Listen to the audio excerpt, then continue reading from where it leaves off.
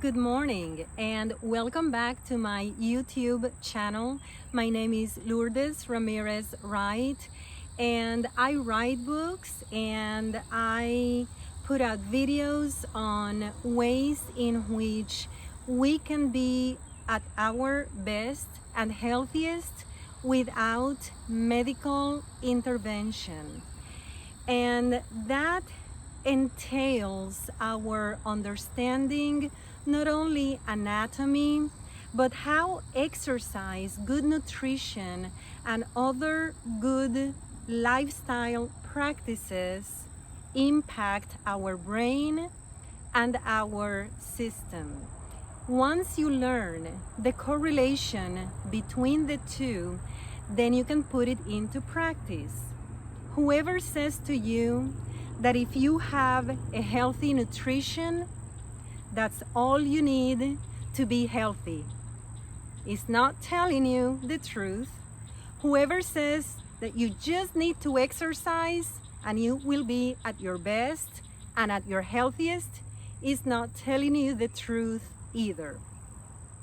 In other words, in order for us to be at our best and to be healthiest and to be at our strongest, we have to put into practice many elements. It's not just about one thing or another. Sleeping is extremely important, and if you're one of those who likes statistics always say that we're supposed to sleep more than 7 hours or between 7 and 9 hours in order for us to be able to recharge, regenerate, refresh. Okay, that's the time when our bodies do a lot of repair, okay, when we sleep. And we're supposed to be having between 7 and 9 hours of sleep. It is also a fact that most people do not sleep between 7 and 9, but they're sleeping less. And a lot of it has to do with jobs, with work. It is the way our system is set up, right? We don't work for the most part from home, but we have to get in the car, drive somewhere to go work.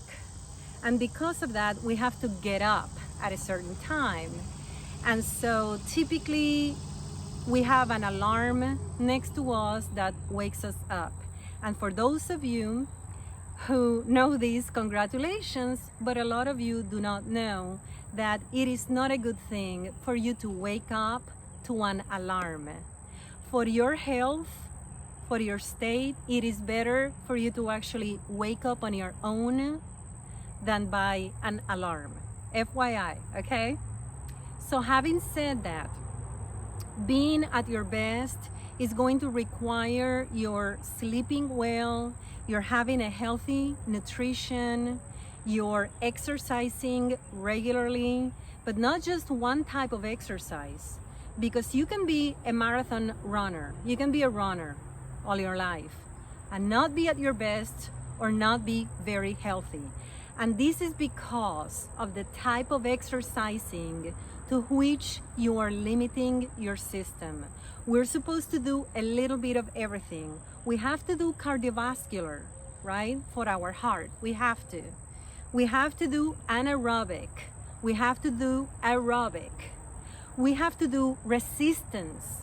We have to do different type of exercises in order for us to be at our best.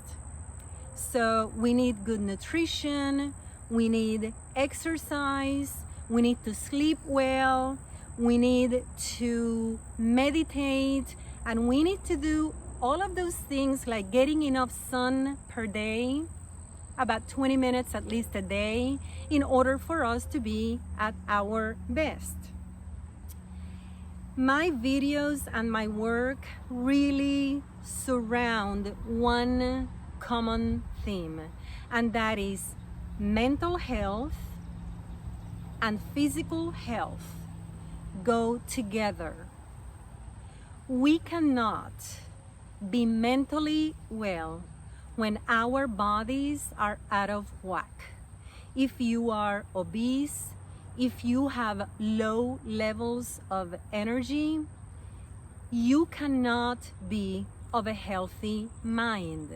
And anybody who says that is not being accurate. Our minds, our bodies are connected, so one works with the other. If one of them is out of whack, it's going to tremendously and directly impact the other. So I am of the theory that you start with your body and the mind will follow. If you have an ideal weight, if you exercise regularly, if you are strong, if you're building muscle as you age, and do not let sarcopenia kick in. On the contrary, you're building muscle, you're becoming stronger, you find yourself with more energy as you're aging, then your mind will follow and you will be of a healthy or healthier mind.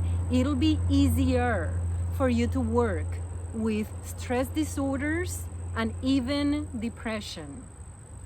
When it comes to depression, I always say, please seek professional help when it comes to that, because that is one serious thing that you should not ignore, okay?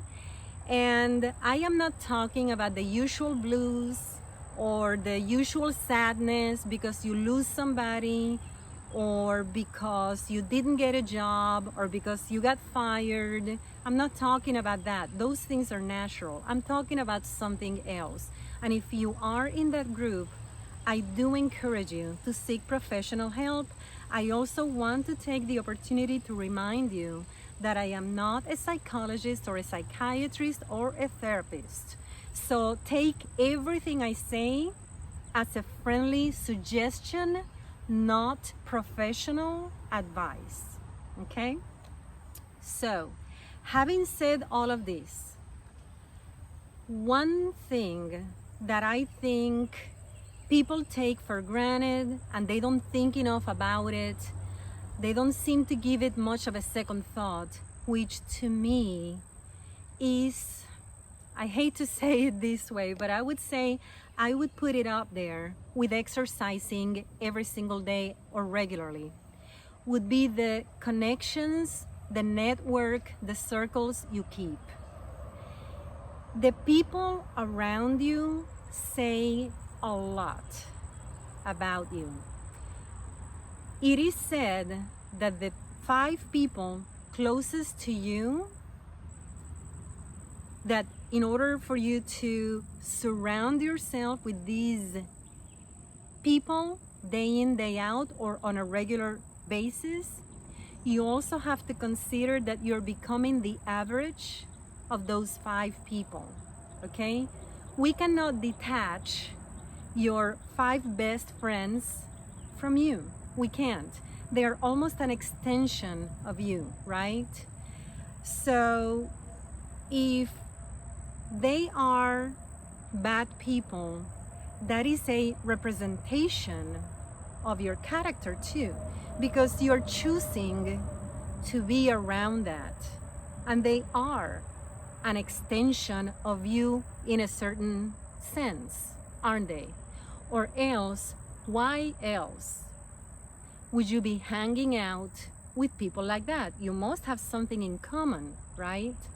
So there are personalities out there which will build you up, and they will encourage you and support you, and they are kind people, good-willed people. They wish always the best for you.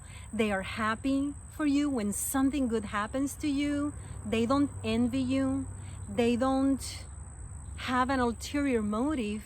They just happen to like you, okay? Those are the people with whom you will want to hopefully develop close connections, because that will become your support system, especially during hard times. But if you are surrounding yourself with people whom, for lack of a better term, are toxic or dysfunctional, then they are a representation of who you are, and eventually it will rub off on you. Okay? This is extremely unhealthy for your psyche. Psychologically, you're doing a lot of harm to yourself. And so I would not take the circles you keep lightly. They mean almost everything. It's almost as important as the exercise you should be doing on daily basis. And I don't want you to forget the importance of your continuing to have boundaries and to always know your value. It is important that you discern and you recognize, you differentiate between someone who wishes you well and someone who is being passive aggressive, but you're noticing things. We all have that internal chip that lets us know when something is off about somebody. If the actions do not match the words, or vice versa, you have to at least stop and think, consider, just reconsider, right? Take some inventory, just a mental checklist. But don't always go also by actions, because actions do not always tell the story, right? A lot of people are very good about putting on an act. So you really have to learn to discern and recognize truth from fiction, just like you would if you are on social media. You have to recognize what's out there true and what is fiction, what has been photoshopped or doctored or altered or showing something that is not. Because maybe you know the person personally or individually, or maybe you have learned something different, or maybe something seems off about what the person is showing you on the post or saying. Something is off. We all have that little something up here that lets us know when something is off, and we should not ignore it. It's there for a reason, to help us out through life, right? Life is hard enough without complications, and relationships should not be complicated, not at all. People who are good, who have a kind heart, who have a good will towards others, people who are healthy of the mind and who want the best for you, they are not complicated. It shouldn't be. You should always know where you stand and how people feel about you. But some people are extremely, or I should say, adept at putting on a certain act or a public persona when they go out. So you just have to be smarter about discerning truth from fiction and applying it in your personal life so that you are at your healthiest. I talk about nutrition, about circles, about exercise. I talk about all of these in my latest book, which should be out very, very soon. I want to say, I'm crossing my fingers, sometime between this coming week and this coming weekend. And I am talking about the July 2nd or 3rd week. Should be out in Amazon. So hopefully you can get my book. It is called the 10-10-10 Principle. And it is a way in which I stay away from having to see doctors or in need of any medical intervention. I see medical doctors somewhere between 4 and 5, anywhere between 4 and 5 years. I wait about 4 or 5 years because I pretty much know by now what I have to do, what it takes to be healthy, what is best for me to eat, what kind of exercise I should be doing, how many hours I should be sleeping, how I can improve on my sleep, what I have to do about toxic people. I know these little things, and so I've been keeping myself healthy on my own without medication and without medical intervention. Every 4 or 5 years, I will see my doctors just for regular checkups. I conduct, or I should say, I schedule my own blood work every 5 or 6 months.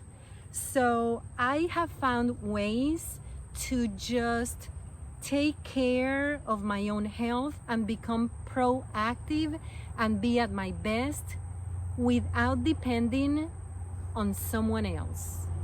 Okay, I am going to talk about this very thoroughly in my book, The 10-10-10 Principle. Please remember that I am not a medical doctor, I'm not a psychologist, and so I'm not saying that you should not seek medical advice or that you should see your doctors only every 4 or 5 years. What I am saying is, in this new book, I am going to share with you the benefits of being proactive and taking control of your very own health. It feels fantastic. I hope you have a great weekend, and remember, the world is a better place because you and I are in it.